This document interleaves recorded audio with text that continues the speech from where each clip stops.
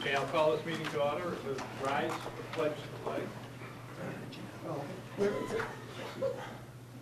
I pledge allegiance to the flag of the United States of America and to the republic for which it stands, one nation, under God, indivisible, with liberty and justice for all. Thank you. Okay, I'll read this notice. Tonight, there will be an executive session meeting for the purpose of discussing strategy with respect to collective bargaining and litigation, because conducting such discussions in public sessions would have a detrimental effect on the bargaining and litigation position of the school committee. Okay, are there any agenda adjustments that you have? No. Okay, first thing we'll have motion to approve the minutes. So moved. Second. Okay, we got Whitman and Hanson. That's right.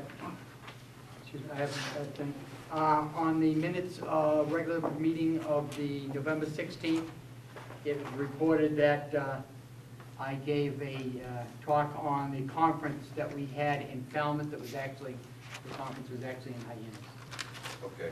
Okay, that's the only adjustment I have on it. Any other corrections? All those in favor? Opposed? Who was the motion? OSHA.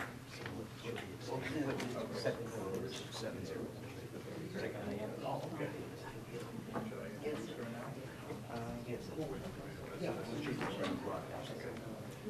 So that's one abstention. Okay. All right, she has to raise her hand and tell me. Okay. Adele, are you abstaining from the? Yes, I am. Okay. Adele, you have to tell us that. Just to make it I'm official. sorry. I'm Every sorry. time we have a vote. Okay, so we Say you have, down there, Jerry? It's me. we have 7 for, 1 abstention. Okay, now we'll move on to the students of the month. Thank you very much, Mr. Manning. Thank you, sir. Before we introduce the students, I'd like to bring Mr. Scapoletti up and also Mr. Young. And they're going to talk a little bit. Tonight what we're doing is we're going to recognize the new inductees for the National Honor Society. But before we move into that, I've asked them to talk to you a little bit about the National Honor Society and some of the changes that have come about this year. Mr. Scapoletti. Hello again, folks. Nice to see you. Yeah, I'm speaking as a co-advisor for National Honor Society this year. Tina Palmer also helps advise National Honor Society, and Michael Young from Hanover here is here to represent the, the executive board of National Honor Society this year. And I just want to say a couple very, very brief things where Michael and his colleagues have really done a really tremendous job of really, I want to say, tightening up National Honor Society and what it represents here at our school. As you'll be hearing, we have 4 new inductees this year. This is the most selective process that we've had for quite some time. And it is really nice to see that our faculty council, which is comprised of several different teachers and guidance staff, have gone through and really felt that they wanted to raise the bar to make sure that the National Honor students here at our school could walk into any of the sending town schools and cut it as well as they can. And I'm very happy to say, I'm very proud of the work that Michael and the other officers have done. And it includes things as boring as going through the bylaws, rewriting those, making sure that that's all set. Really upping the standards for community service, and really there's a nice commitment to not only the scholastics, but also obviously the character, and especially service, which is really, really nice to see. It's really refreshing in that way. So I just wanted to take that time to recognize Michael and all the work that the officers have done, and at this point I'd just like to turn it back over to Mrs. Titus to recognize the new inductees. Thanks, John. Thanks, Mike. Okay, at this time I'd like to ask Dylan and Kayla and Jennifer and Rebecca, please come on up. I want to stand right here so we're in the camera eye. So you guys are in the camera eye, not me. I'll be out of the eye. This month, as we just stated, we will be recognizing the 4 new inductees to our National Honor Society. The purpose of the South Shore Regional Vocational Technical High School National Honor Society is to create enthusiasm for scholarship, to stimulate a desire to render service, to promote leadership, and to develop character in the students at South Shore VOTAC. I'd like to take the opportunity to introduce these young people But also, Mr. Scopoletti mentioned that they had some things that they had to do in order to become members of the National Honor Society. And one of those was to write why. Why should they be the person? So in my little introduction here, I'm going to be quoting them. So we'll start with Dylan down there at the end. Dylan's a senior. He's a senior in computer information technology and from the town of Abington. Dylan states, I take my grades very seriously. My grades are a representation of my work ethic and of who I am. Dylan, thank you very much. I'm going to give you one to each go. Thank you. Next we have Kayla Hood. I stood in order. How did you know this? Okay, anyway, next we have Kayla Hood. Kayla is a senior in cosmetology and also from the town of Abington.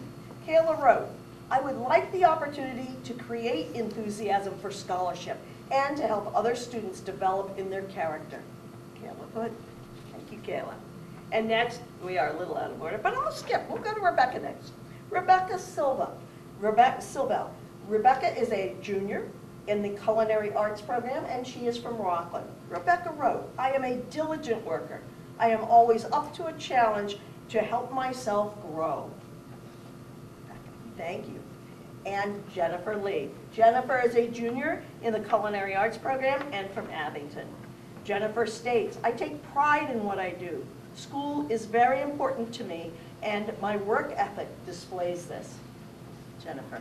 Thank you all so very, very much. We're very happy. And next, Mrs. Chauvin and Mr. Aubrey are coming out of a corner somewhere, but I'm not sure which direction they're coming. Oh, there we go. Don't tell anybody. Okay. Santa.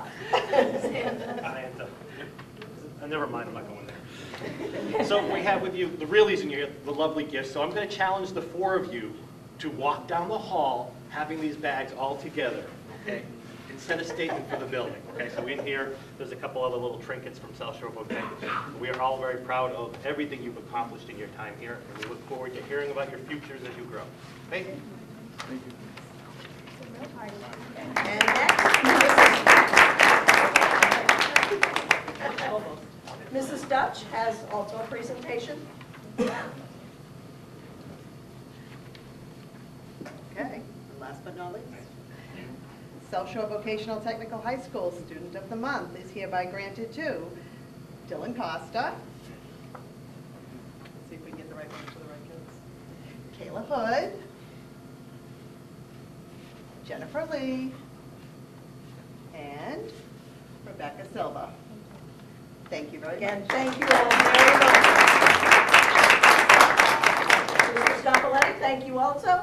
Thank you, guys. Thank you.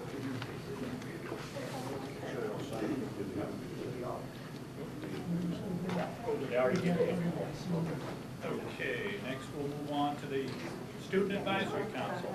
Jessica? Hi, everyone. Not that much is happening this month. The McKenna fundraising for Kevin McKenna is going very well. He has actually come back to school a couple of days. Hopefully he will come back full time soon. So far we've raised $950 for him and his family. At the blood drive there were about 132 people. Also we are doing candygrams right now where you pay $1, you get a candy cane and a little message card and you can send it to anyone in the school. And then we, the student council members, hand deliver them to everyone. Make a little holiday spirit happen. All of those proceeds will go to the McKenna family also. So I'm sure there will be at least $1,000 or more going to the McKenna family. We are also looking for a vice president for the 11th grade. Right now we have Taylor DeFazio, very good candidate, and after Christmas break there will be an election for that. Kiss the Fish went very well. Ms. Dutch knows that. She won and had to kiss the fish, as long as Mr. Savage also. Went very well, raised about $200. Took some of those proceeds to buy the candy canes for the McKenna family. And the wristbands also for the McKenna family are still selling very fast. They're about $4 each, or you can give extra. Also, Environmental Science Club.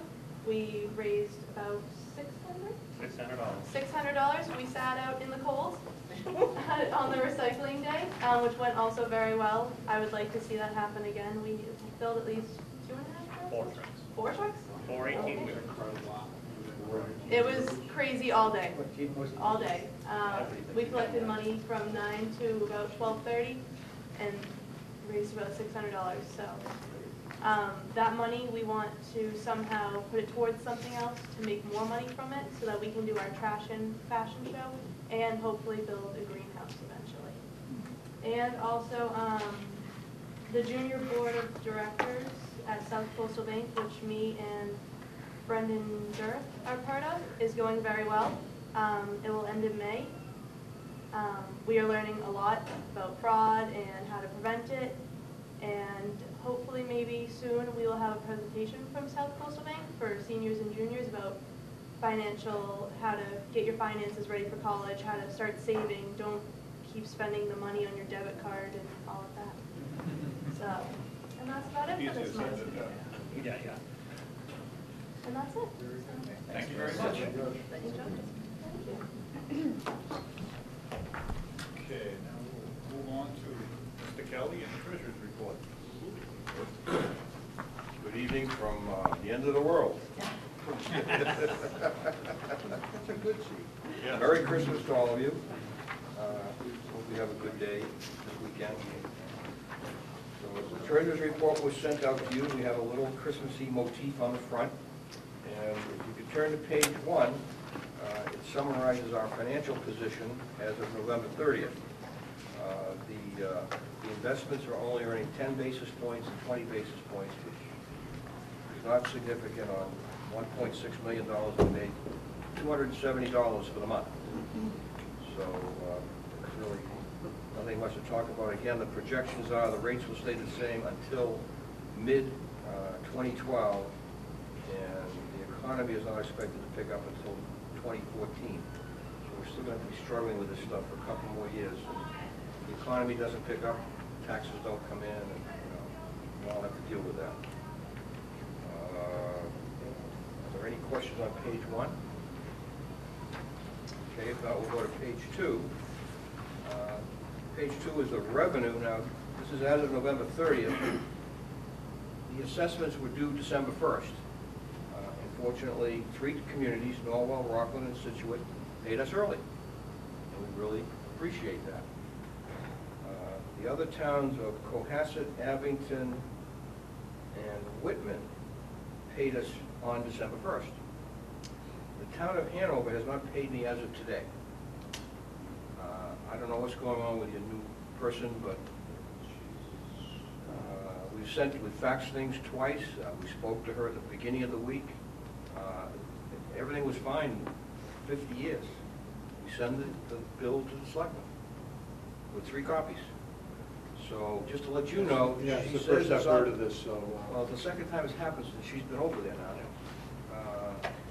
I had hoped it would be cleaned up, Bob, and I wouldn't have to really mention it, but we're still short the money. All right. And today is December 21st, so it's 20 days late. Hanson's in. I said Hanson. Everybody's in but Hanover. I don't know what's good. There's something that is falling through. Maybe if you can find out what's going on, we can. I'll try to rearrange what we do.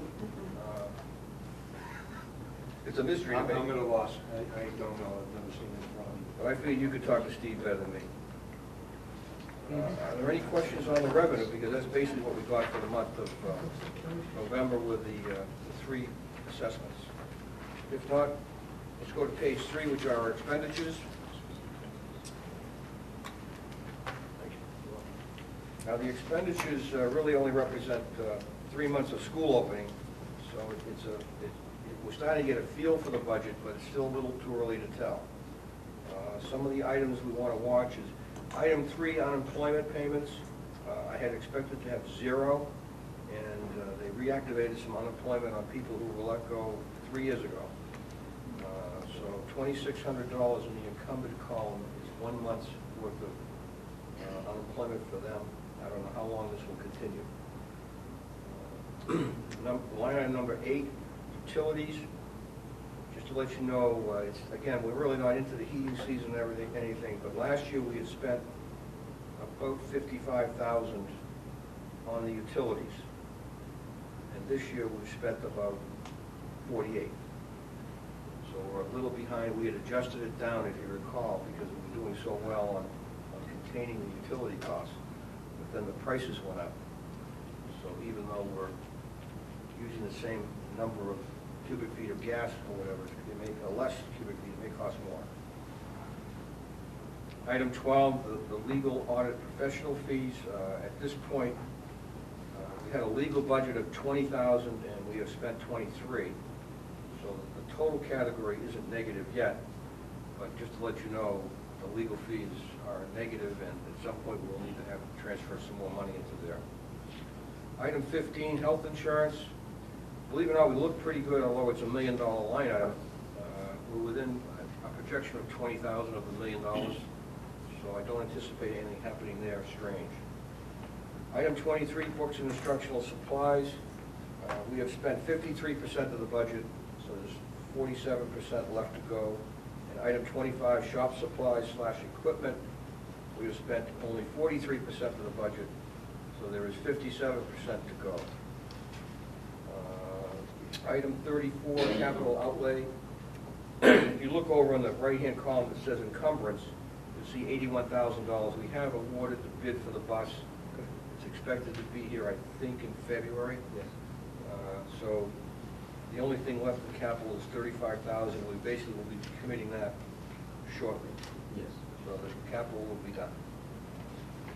Any questions on any line item I didn't touch upon? If not, page 4 is the monthly graph, and as you see, the Kelly Green top pie chart is mainly assessments, and the bottom pie chart is mainly salaries. And the year-to-date, again, bearing in mind it's only really 3 months of school, but it's starting to look a little more sense. But I like to point out that the Kelly Green piece of the revenue on the top year-to-date, you can tell how much more the communities are paying to us than the state. The state is the red one, the red piece. And that was not true many moons ago. And again, the bottom is indicative with the green being salaries and wages, and the blue being general expenses, which are our insurances and things that are always up front. So that blue piece starts to diminish as we get further into the year. So are there any questions on the treasurer's report?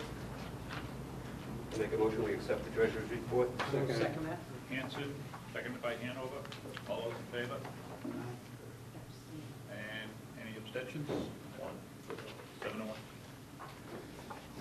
Okay. There are no budget transfers, Mr. Chairman. Okay. Yet. Hold on to the end of the meeting, yeah. Yes. Okay, next item, a personal pleasure on welcoming Abington's new representative, Adele Leonard.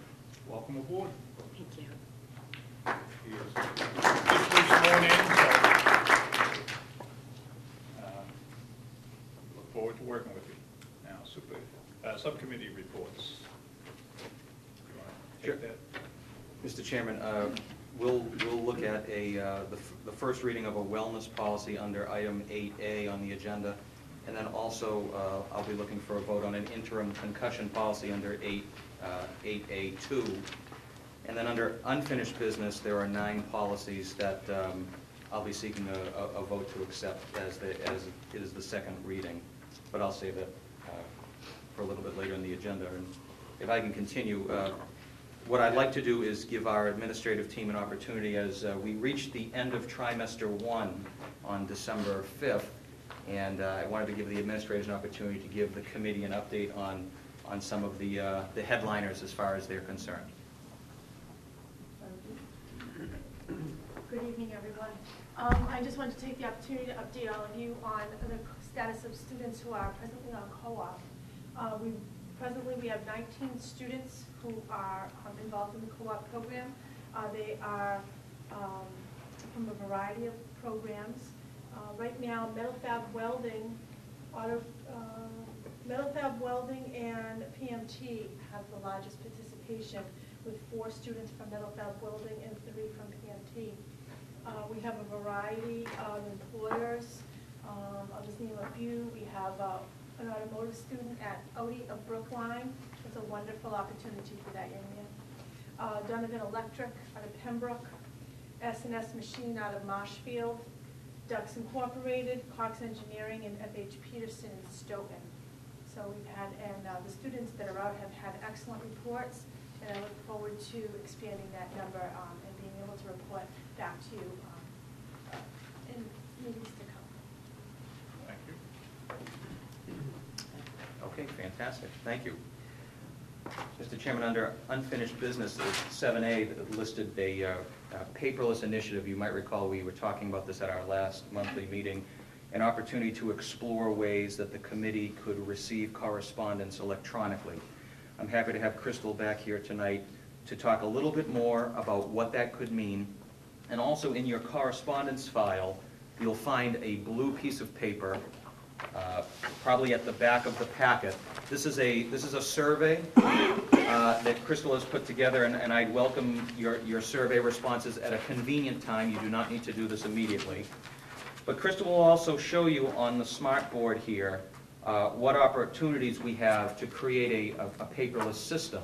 And if you are interested in that, she's also provided a second piece of paper, a second blue piece of paper, which will show you how to take advantage of the system.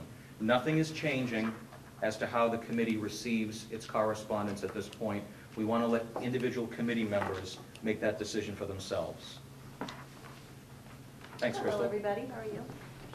As Tom said, I put together a process by which you can access all of the documents that normally would get sent out in a mailing. That scared me when it flashed. Electronically. So basically, it's linked off of our school website. You will have a username and password login, which also gives you South Shore VOTEC email addresses. It'll just be a nice streamlined way that we can communicate with you and you with us. Part of the survey is if you have a personal email account. I know everyone probably has a lot of email accounts if you sign up for different things. So if it's more convenient for you, we can have mail forwarded to your own personal account, but whatever works for you. If you don't use email, that's fine. We just want to make sure that everybody gets the information in the most convenient way for them. Okay. So what I will show you on here is what I've set up. This is our school website. Hopefully you've all been there before. If you go to our school website and click on the school committee link, there's a new link over on the left-hand side that says School Committee Member Area. Now this is password protected site that only you will have access to. Click on that. In your packet is the information. The initial login is just your first initial last name, generic password that's in your packet, and then it will ask you to change it the first time you log in. I took the liberty of using Kenny Thayer's login just to Yeah, I noticed. I'll show you how to do it. Exactly. That's why do you think I used it? We'll put in your username and password, sign in. Here we go. Each month will be separated by in a folder. So this is all the December information. It looks like a lot. And this I would like some feedback on as well. I have it right now. Every document is a separate file. That way I figured if you knew you were particularly interested in the treasurer's report, you can quickly click on that and just see the treasurer's report. At the bottom of the list is the full packet. So that's one file that has every single document that's included in that packet. So whichever way is more convenient for you to read that information. I'll pull one up. You can either view it on your computer or you could download it all if you wanted to save them for your files and actually save them on your computer. I'll pull up one of the files. I just clicked view and it's going to open up in your website, in your web browser. You can scroll through the file, jump to different pages, and look at it. At this point you could print it if you wanted to, but we will still provide you printed packets at this location. It just gives you the opportunity to review it before the meeting. And as Tom mentioned, you'll be able to, Thursday at 4, this will be available. You won't have to wait for the mail to come and get it. Obviously, it'll be a lot of savings for postage and things like that. Anyone have any questions? Yeah, I was one that was sent, and I've already changed my password. But I noticed when I initially went on there, and you have the individual pages, and then you go to the bottom for the full report, and you can still get at the individual pages. You can do it either way. Correct. I thought it was intriguing that when I looked at it, and I said, yeah, okay, and then I went back and I said, wait a minute, there's got to be more to it than that. Then I started really getting into it with the email address and everything, and it's intriguing, and I'm going to like it. The one thing that I didn't, the one thing I didn't realize that I went to the regular South Shore Votex webpage. I didn't realize you could access on that on the left-hand side. For some reason, I didn't see it. Most of the time, I look at the top and I hit school committee. I'm saying, now where's it says agenda, you know. So I'll be interested when I get home to get back on my computer and because I'm going to end up saving South Shore's website, this page website, so I can eliminate one. As a favorite. Right? Yeah. Yeah, I just am focusing on using that login to get to this page right now, but it provides you email, calendaring. It provides you a complete suite of communication tools. I didn't want to overwhelm you too much at first, so yes. Crystal, you're going to keep a historical record of the meetings, or just only have one up there? Or two, I don't know. Have you thought Tom about and I that? discussed this, you know, we'd like to keep a record, a running archive. What I probably won't keep every single file because within, 3 months we'll have a page that's so Yeah, long that's and what things I'm will thinking hurt about, yeah. scrolling. So my thought right now is I will just keep the full packet for prior months. So that the current maybe month will after have each 12 months, individual file shrink and it. the full packet. Maybe after 12 months, shrink it or something like that. I mean, Right. After, for a year, maybe we could put all 12 complete files together, so you have one file for the prior year. Yeah. Something like that. But it's a work in progress, so any feedback would be greatly appreciated. Are we set up now? Dan said Yeah. we are. Yeah, So sure, where's the set up, yeah. password to start this? On the You don't get one. On the second, I doesn't have the computer. on the second page, Jim, right Oh, it there, is? you'll Okay. find it there. Okay, great. But All then right. you can go in and change your own. I know, yeah, I understand, yeah. One of the other things that Crystal and I were talking about is the correspondence file that you have at your place when you arrive the night of the meeting. That's something that we can also archive as well. Susan and I may add things to that even in the days, just, the day of the meeting, we may find something else to add. But following the meeting, if there were any documents that were shared at the meeting, perhaps that didn't even appear on the agenda, we could run a separate scan. So Bob's right. I don't think over time we need to have all of those items. So and I think there's a folder icon there, Crystal, so we can shrink that. Correct. Okay. So yeah, over time people aren't going to have to scroll for 5 minutes to get to the most recent entry. One other comment might help, when those are available to go online and view them,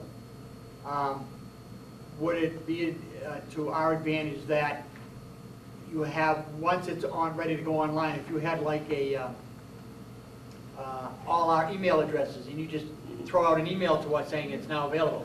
Like, that's what I get, like Plymouth County Advisory Board, when the commissioners meet, I get an email saying this is the agenda, this is the date they're meeting, automatically on a monthly basis. That is our plan. On the survey, it asks you for your preferred method of contact. We can send an email, a text message. We could make a phone call through our automated phone system and let you know your documents are now ready.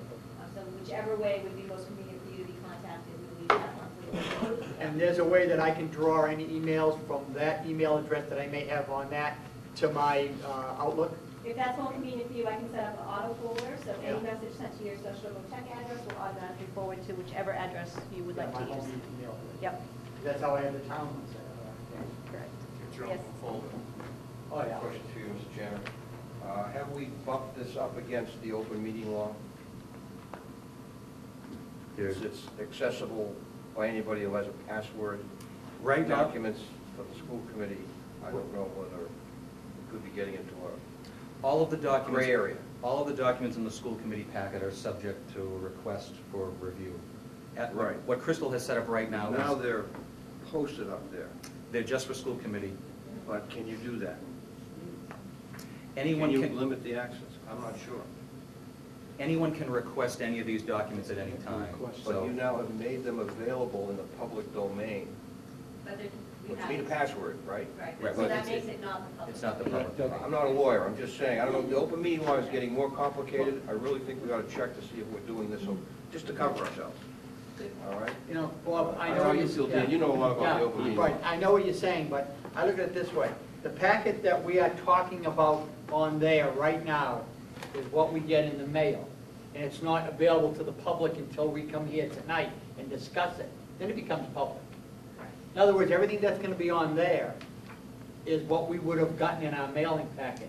So, So now we're at tonight.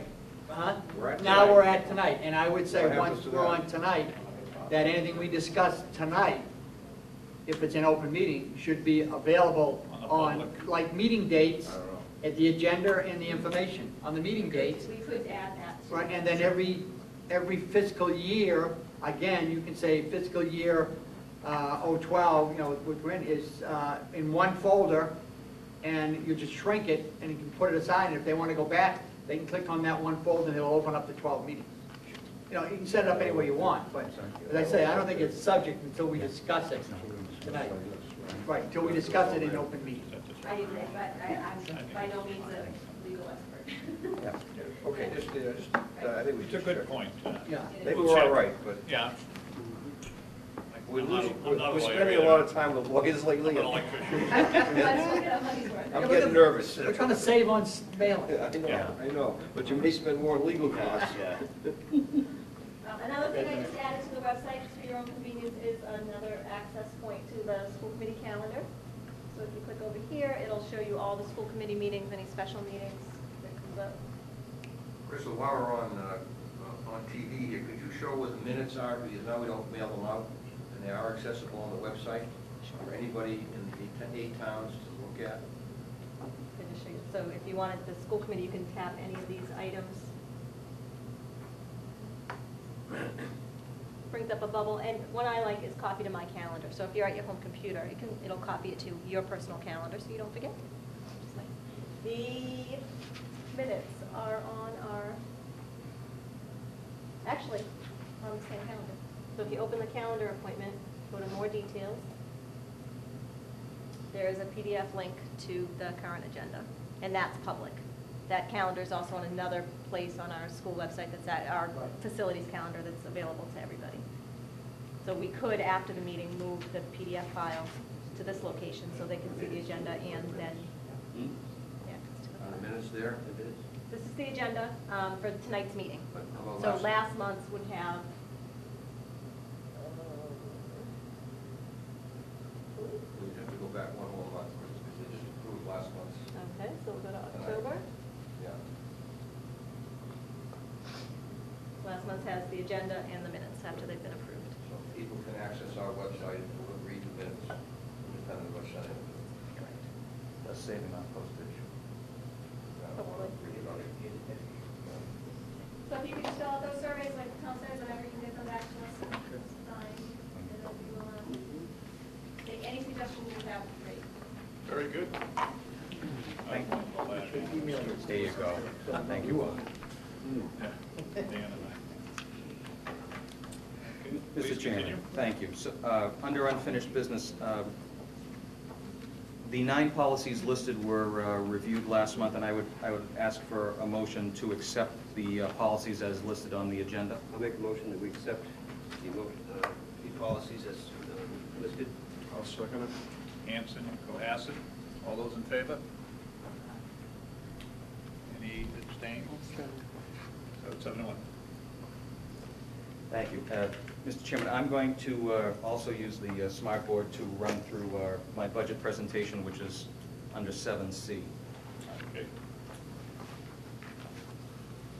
In the next 5 minutes, I will get up there. We'll take a coffee break while he warms up. I told you, you should have left an aisle away.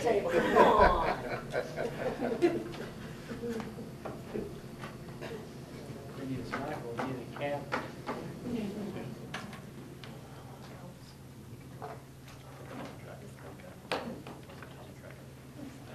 Thanks, Crystal.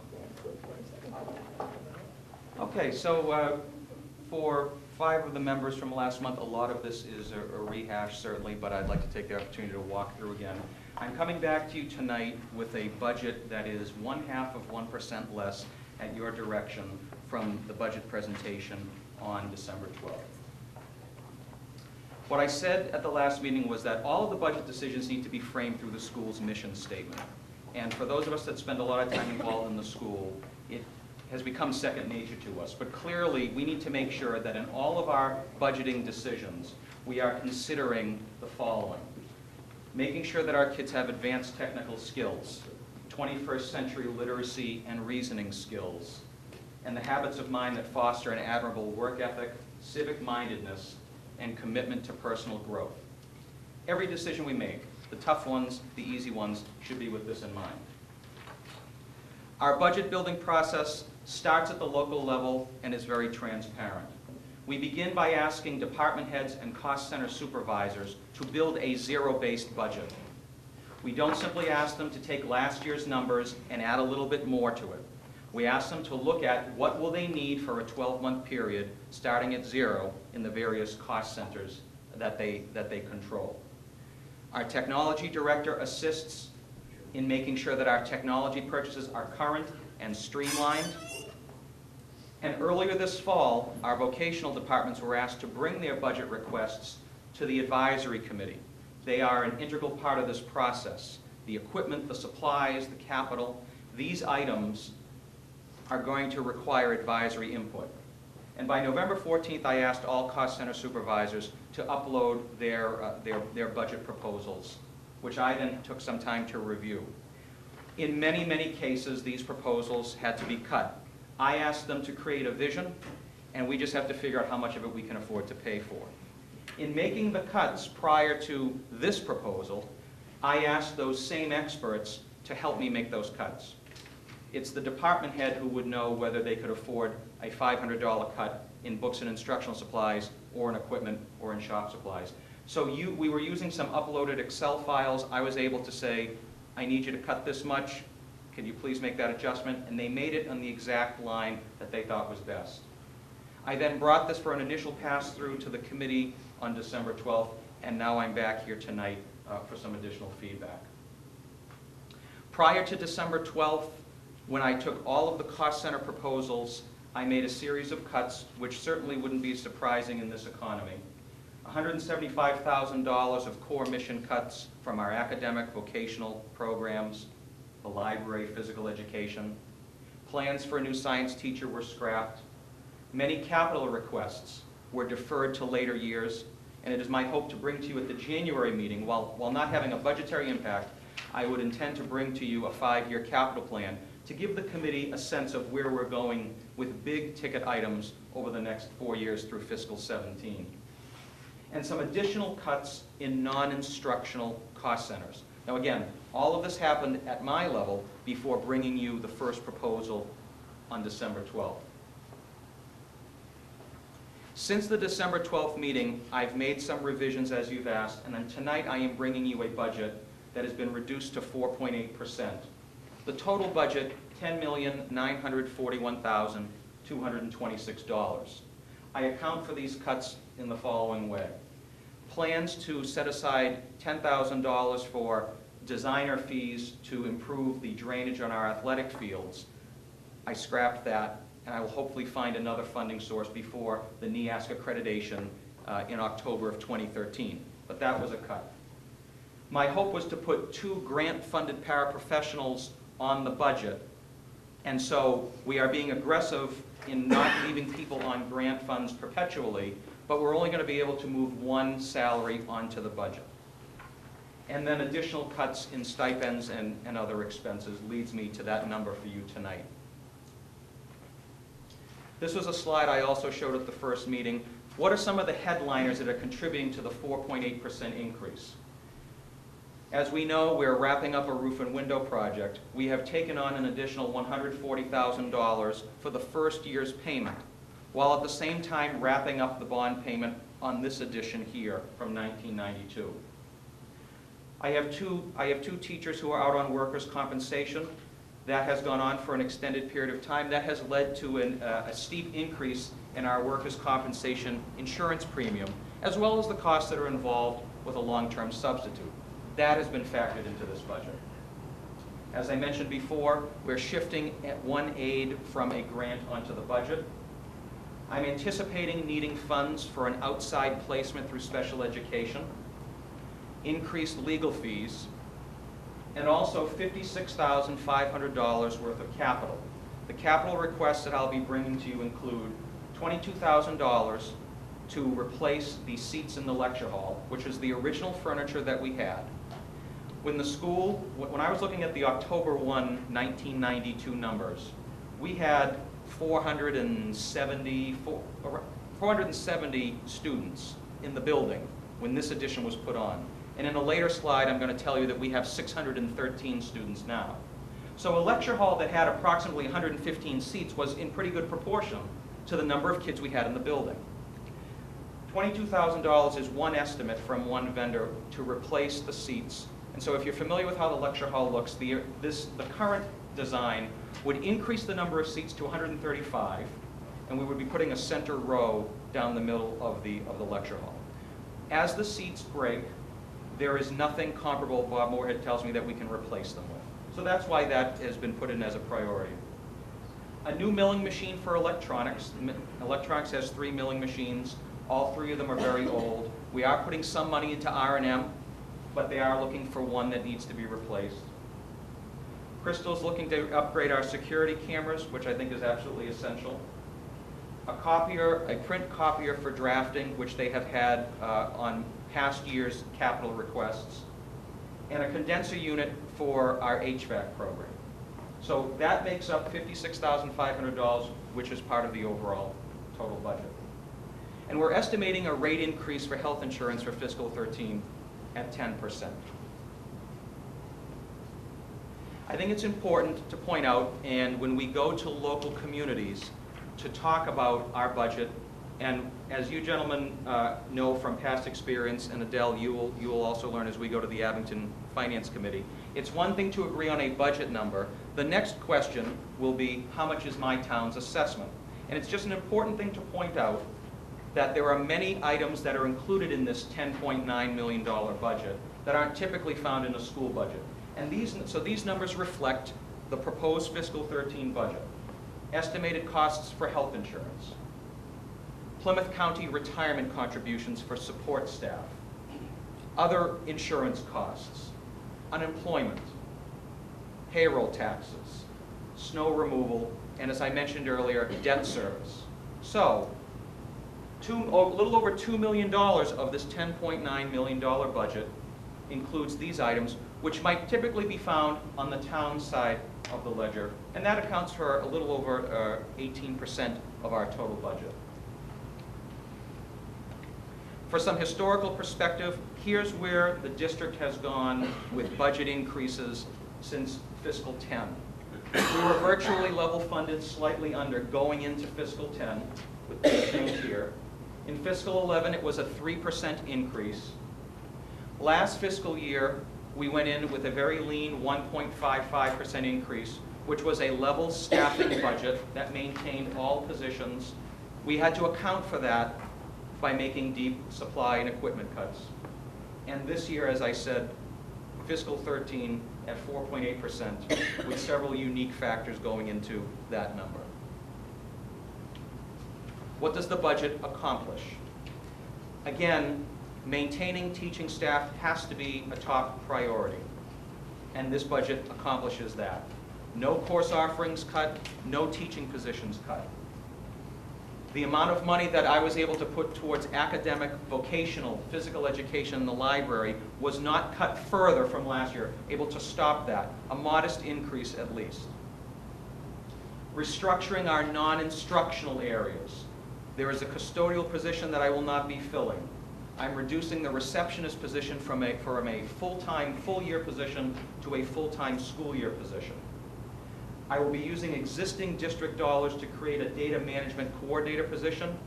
And within the last week, Crystal was good enough to attend a meeting on my behalf at the North River Collaborative, where we're looking to possibly link up with other school districts in an effort to help share costs on data analysis. Whether we're talking about teacher evaluation, or state-mandated reporting, or internal grants management, data, we need to have the capacity to manage it.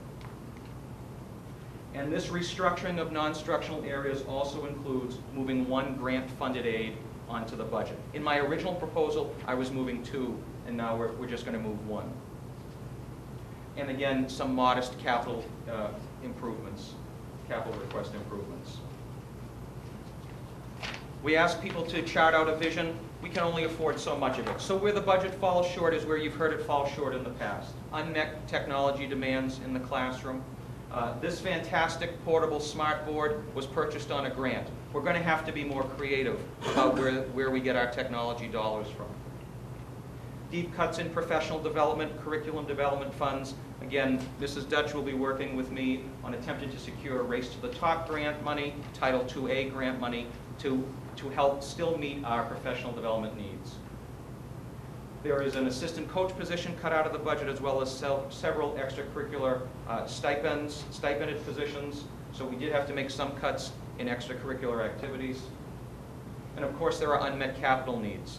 That's not a definite, permanent no. The ideas that our department heads were bringing up were excellent ideas. We simply will have to time it differently and see what we can afford as each year goes forward. And I was only able to provide modest core mission relief. The towns have been very supportive. I think this is it's a reasonable approach to maintain the core services, but I also want to let you know where the budget has fallen short. I'd also like to point out to you, because you will hear me talk about NEASC, that there are some third-party factors that we're keeping in mind that I just wanted to share with you. Back in 2003, the NEASC visit suggested that our guidance department should have a dedicated conference room space. It is my goal to fulfill that recommendation, but not use any money, any capital money to do that, using money from fiscal 12 and fiscal 13. So within our maintenance cost center, I'm hoping over the summer to accommodate that recommendation. NEASC in 2003 also said that we should have humidity control within our paper storage area in graphic communications. We are also planning to attend to that in this fiscal year and use our HVAC program to actually install that. In 2003, NEASC suggested that our practice fields in the back are generally underwater for a good chunk of the spring. Many of our baseball games are played at the Sylvester Field in Hanover. My goal, first step, is to simply find funds to do the design and then see it as a priority for fiscal 14, a year from now coming back to you, and we'll see if that works. And storage is also an issue. We are fortunate to be able to have things, big things, things that take up space. And as we've gone from a school of 470 to 613, there are more materials, more space taken up for classrooms. NEASC made comment on our need to better organize our space, and OSHA in 2009 told us we needed to take a closer look at the mezzanines that we have in our shops.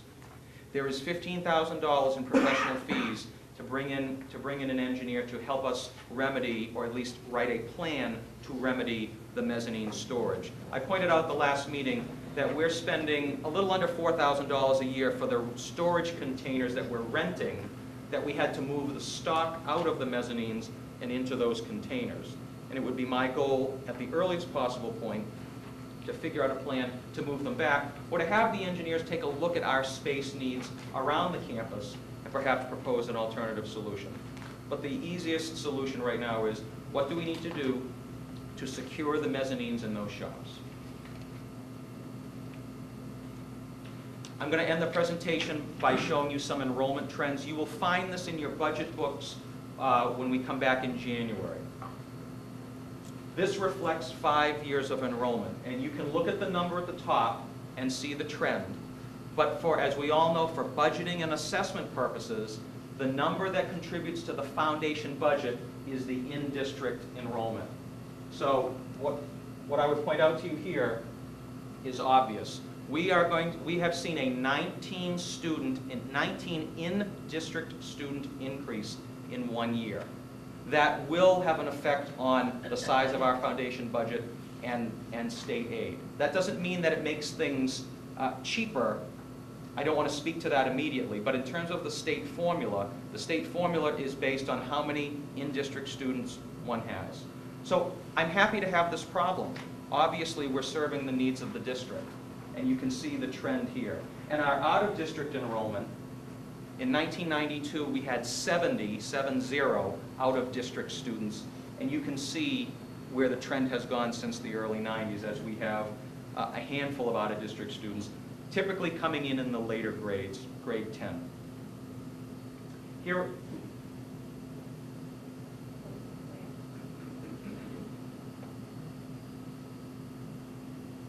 here are the enrollment trends for our district towns. The last column on the right reflects the October 1st, 2011 enrollment. This is the enrollment for Abington, 153 students. Back in 2006, Abington sent 107 students. Cohasset. I think that Kenny Thayer, our secret weapon, as you can see, a 200% increase. Well, 200% increase is how we're going to build They had to that. give up the limousine. Too expensive. Hanover's enrollment has maintained consistently in the mid-60s for the last four school years. Hanson's enrollment has been very consistent in the high 70s or low 80s. We had 84 students from Hanson in here as of our October 1 report. Norwell's enrollment has been consistent for the last 2 years. And Rockland's enrollment has also been very consistent. Rockland has gone from 152 to 151 students going into this school year. Scituate's enrollment at 43 students back in 2009, down to 29, and we're reporting 34 students for Scituate. And Whitman's enrollment down 5 students from 103 down to 98. These numbers, again, play an important part in the overall foundation budget. This is something that Bob will work his magic on in an attempt to ascertain assessment numbers as we get into the winter. So it's important that we are very clear on why we have the budget we do, but the next phase, as you all know, gets into talking about individual communities and where the assessments will end up. So at this point,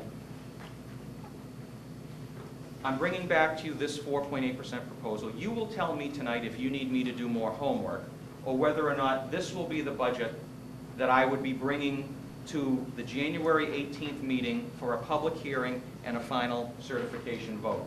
The committee has also tentatively scheduled a meeting for January 11th. In the past, the committee has decided it's not necessary. That's entirely your call if you want to have an additional budget meeting on the 11th. But on January 18th, we would have a public hearing on the budget and the committee's certification vote. Thank you very much. We're behind the curtain now. See you in a while. Follow the pedals back and forth. Okay, anybody have any questions? Yes, I have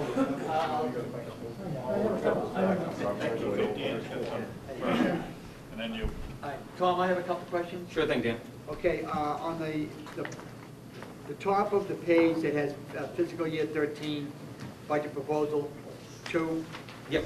you have overlapping bond payments of $140,000 for new roof. Yes. Okay? Then, if you go to the next page, it has debt service of $392,240. Yes. What's the difference? The 140 is included in that. The difference is the payment on this edition. Right, so what I'm saying is... And that's so- interest cost too. Right, so out of that, here's what I'm getting to. Out of that 4.8 increase, or that $500,000 difference between last year and this year, around 500,000, includes 392,000 of that is debt. That is spiking because of the new roof and window Right, project. that's debt. So what I'm saying is, even though that budget seems like an increase of $500,000. No, it increased to 140. Dan. Right, it's right, exactly. The rest has been there. It's been there, but what I'm saying is, the towns have already voted on the new roof project. So taking That's that added into the 140,000 4.9. out of the budget 4.9. increase, would, in my opinion, would be the way to present it, because towns have already said, okay, we voted, we wanted you to have the new roof, we know what it was gonna cost us, they already voted it. So in my opinion, towns would be voting, although on the full budget, they should be presented and looking at the, this $500,000 increase minus the 140,000. They've already voted on that. So it's not that much of an increase. You know, to run the school year. I mean, the operating part of it is 300,000? We're trying to be as responsible as we can under the Right. circumstances. Right. So that's the point I'd like to make, that the operating budget has not increased to 4.8. Right, it's going to be less than one. Right. Bob? Well, I'll continue on Dan's a little bit. Taking the opposite side of Dan, the 140 grand is an increase in our budget, the way I look at it. They didn't vote to increase our budget when they voted. They voted us to authorize our expenditure to repair the roof. So it is an increase on the budget because we've been paying, well, with interest, it was, what, 252,000?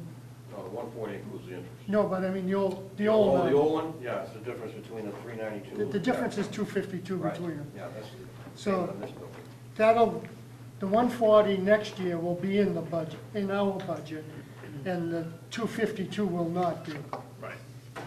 So it's, they would have to vote, my opinion anyway, have to vote the 140 increase in our budget, because they didn't, they voted for the project, not the money.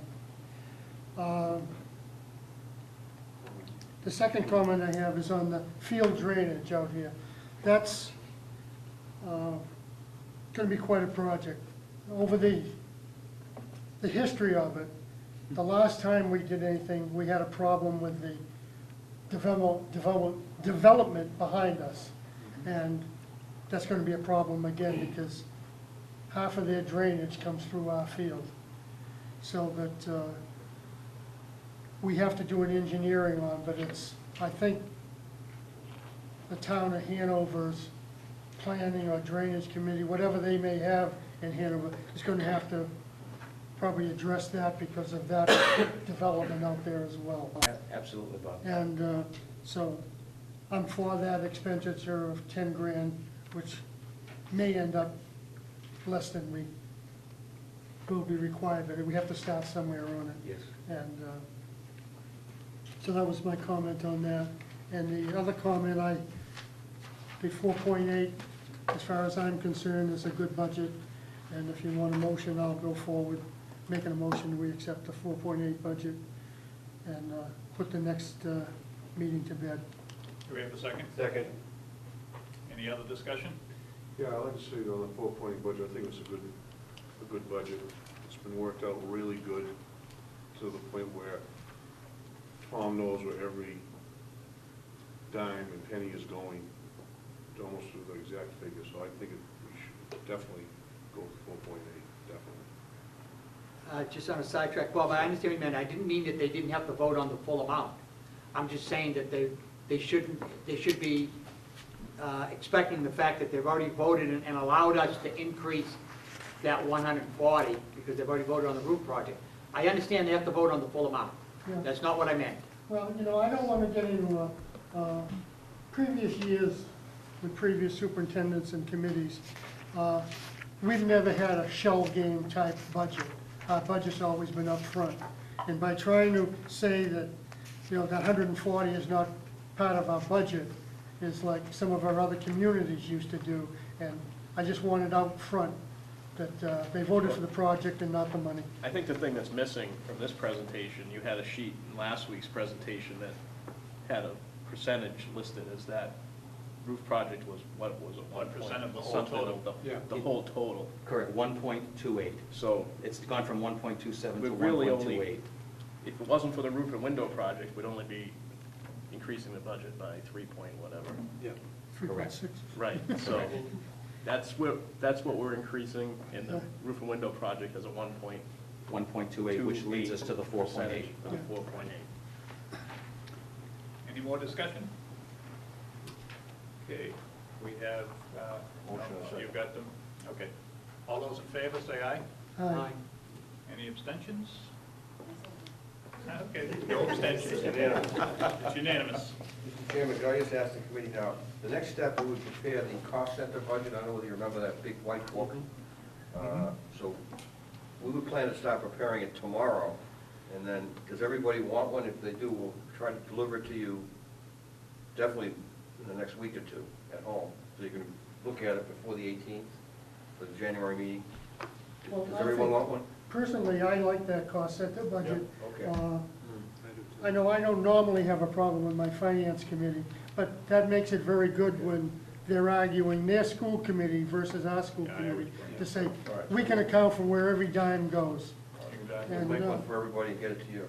when Yeah. my finance me, committee I'll went swing through by here a and couple buy it. weeks ago, they were impressed because when we went into the financial office, we could account for every dime that we do better than our community did, so. We like to think so. I have a question, Bob, do you know offhand when we would expect to get assessments to the town? Approximate Well, date? I need the chapter 70 calculation, which is the minimum contribution. Right. It's 80% of the assessment. Right, I know that, but you have At- any at the best- February-ish? At the best, it's available at the beginning of February. At the Okay, best. because because most towns, like, I will meet with my finance committee, I already talked to the chairman of it, probably January 3rd, just to let them know where we're going and why we're going in that direction. But as far as having a hard number for the town, I will let them know that we're looking at the end of middle, end of Well, February. I would hope that I would give you an estimate at the January meeting, Right, all right? An unofficial estimate of what I think it's going to be at. right. But And the when actual are number, the earliest is February, the beginning of February. and when are we held hard to that number, where we can't? You say the January one is an estimated number. And you've estimated before, and you're usually right on the money, but there has been times where the state has cut us back and we had to go up, and it's a lot worse to go back to the finance committee and say, oh, our assessment went up $8,000 because, our monies didn't come in. So, There's no set date. yeah, I try to get it out the end of January so that they can plan, okay. all right? This year, because of what's going on, especially with the fact that we have 19 students increased, I really don't want to go too far without having the real numbers. Oh, yeah. Because it's going to help us. And this 4.8% budget increase may be less of an assessment increase. So I want to try to get it, and I'll be feeling around with the people at DOE after the new year. Yeah. It would be a totally different story if we were coming with a 4.8% increase and we were down Right. 10 in-district students Right. rather than up 19. There's no doubt that that's going to play a role. That's favorable. Yeah, it's Yes. favorable. I hate to see us start cutting our budget when we may not have had to because the state aid might have gone up. So I'm going to be doing some ferreting around. They don't like to give me any numbers, but we have developed some contacts and hopefully we'll get an idea. Okay. And I would hope to report something to you at the January meeting, Dan. Well, the other one that's going to affect our state money too is, pardon my expression, those muckaroons in Washington. They're messing with the budget they're going to send to states as well. How do you spell mucker? Can I have that, you want that in a minute? Is that a technical term? That's common spelling. Phonetically spelled. Bring some to Christmas. They even quit and went home. They couldn't even come up with a tax break for the taxes, payrolls. So it's, and we've never tried to do a budget by assessment anyway. No, right. We've always done a budget, and the assessments have to fall where they may. Right. Okay, so continue. Thank you, Mr. Please. Chairman. So that motion also means that the January 11th budget meeting has been canceled. Okay. Okay. Thank you. Under new business, document 8 will be for your review. That is the proposed wellness policy. That will be also placed on the January agenda. The amendment that I made to the agenda under 8A2 is to ask for a motion to accept an interim concussion policy. This is a requirement by the Department of Public Health that every school district have on file at least an interim concussion policy and a permanent, if you will, or a permanent policy by March 1st. So it would be my plan to ask for your support on the interim policy that I sent you. And then for the January meeting and the February meeting, I will have a revised policy that Mrs. Dutch and the wellness team will bring back to you. The Mass Association of School Committees has sent out some late guidance on the issue. We developed this interim policy based on earlier guidance. And so after the holidays, we'll be able to get information first to our policy subcommittee and then also back to the full committee for January 18th. I'll make the motion. Okay. And we got Norwell, and Hanover the second. All those in favor? On that motion, I would, as a matter of fact, I did discuss it with Tom, on the training for the nurses and all the instructors. I think we ought to look to the state to see if there's going to be any training money there too, because it becomes another unfunded liability here. It's going to take quite a bit. It's not just you got a headache or can you see, they have to follow it up and contact parents, hospitals, emergency services, the whole bit. So maybe they'll come across with some money to train the people. Mr. Chairman, under 8AB, remote participation in meetings regulations. The Attorney General has recently come out with a series of regulations allowing public bodies to decide whether or not they would allow for the remote participation of committee members in meetings, whether that's by cell phone, speakerphone, something on a TV screen, and also the participation of citizens. I include this document in your mailing only for your initial review. I have no recommendation, and I'm not asking that the body take any action on it. It is very, very new out of the gate. But I would ask you kindly to just read through the regulations, and I will talk to the chairman about a point in time in the future to put this back on an agenda for discussion. We have to vote it, if I understand it right. Yeah, if we do. No, if we want to do it. It also cannot be a regular thing. The person can't call in every month. It's got to be on special circumstances. Well, I think, I may be mistaken, but I would make a motion that we indefinitely postpone this whole thing, because this is a bigger a bite than it appears to be what they're allowing people to do. We'd have to have one of those up here every meeting, and having people with Skype or whatever they call it on Skype to be able to call in. And this is a school committee meeting. It's not a public meeting per se for input at every meeting. If you were going to do something, maybe at a public hearing on the budget or something might be different. But to have it done all the time, I'd recommend we indefinitely postpone it. It might work for subcommittee meetings or things like that, but general meetings, I kind of agree with you. If I may, we experienced this at my selectmen's meeting in my town of Whitman, where one member was hospitalized, and we had a meeting, and we asked if she wanted to join in on the phone, and so our lawyer happened to be present. So what our lawyer said is she needed to be able to be heard, and she needs to hear as though she was in the room. So she would go to different parts of the room and speak in a normal voice. And since the person that was on the phone could not understand the normal tone of a voice from all areas of the room, she said it's illegal and do not do it. And I have to agree. I think that if someone is in a hospital or wherever cannot attend the meeting, one of our members, and if there is somebody, if I am talking here and they cannot hear me, because we don't have a loudspeaking system here, right? And we did it at our selectmen's meeting. If they could not hear me as though they were in the room, then I would vote against it. So is that a second? I would second it, yeah. Okay. So we have a motion on the floor. It's Norwell and Whitman, seconded. All those in favor of postponing this indefinitely, say aye. Aye. Everybody? It's unanimous, Bob. Okay, please continue. Thank you, Mr. Chairman. Document 10, I have under new business, retirement letter request.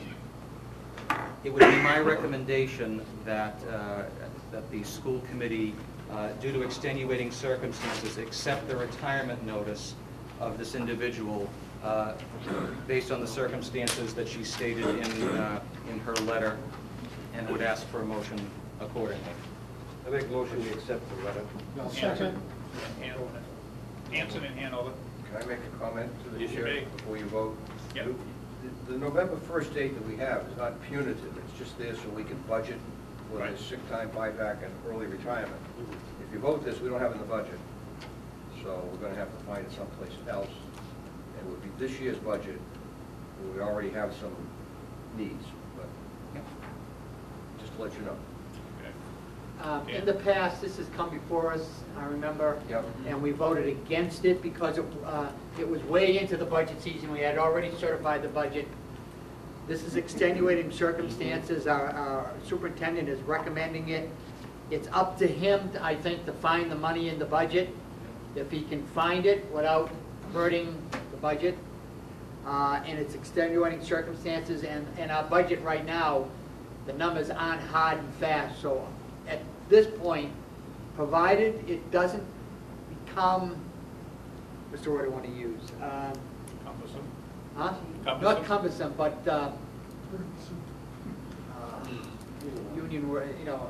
You can't put an exception on the vote, it's Right. either yes or no. Right, yes, but, You are not setting a precedent by right, doing thank you very this. much. As long as we are not setting a precedent, because it says in the contract that they have to notify us by a certain date. Right. These are extenuating circumstances. So I would vote in the affirmative for this, provided it does not set a precedent. And further discussion on it, this hereby, I make an exception to June 30th date, allows us to continue on the next school year without, Without with impediment, with a new yeah. person. Exactly. Any other discussion? Okay, all those in favor, say aye. Vote, okay, unanimous? Yep. Okay, continue. Thank you, Mr. Chairman. Document 11, I would ask for a motion to accept a donation from J&R Graphics donating a press to our graphic communications I program. make a motion, we accept the donations. We have Hanson. Cohasset seconded. Any discussion? All those in favor? Unanimous. Thank you, Mr. Chairman. Okay, we got warrants. I'll read the paper first here. I'll make a motion that we approve warrants. Here we go. 9 and 10, totaling $1,210,174.30. Second. Second by Hanson. All those in favor? Unanimous. Are there any requests for action? Keep that. Nobody has any requests for actions? Okay. We have a motion to go into executive session. Whitman and Hanson. Okay, we have Abington, do you vote to go into executive session? Just not. Yes. Jerry? Yes. Bob? Yes. Jack? Yes? Yes. Yes. Yes. Okay, it's unanimous. And there will be no votes. And there'll be no votes, To adjourn. and then we will vote to adjourn, so we won't be coming back into session.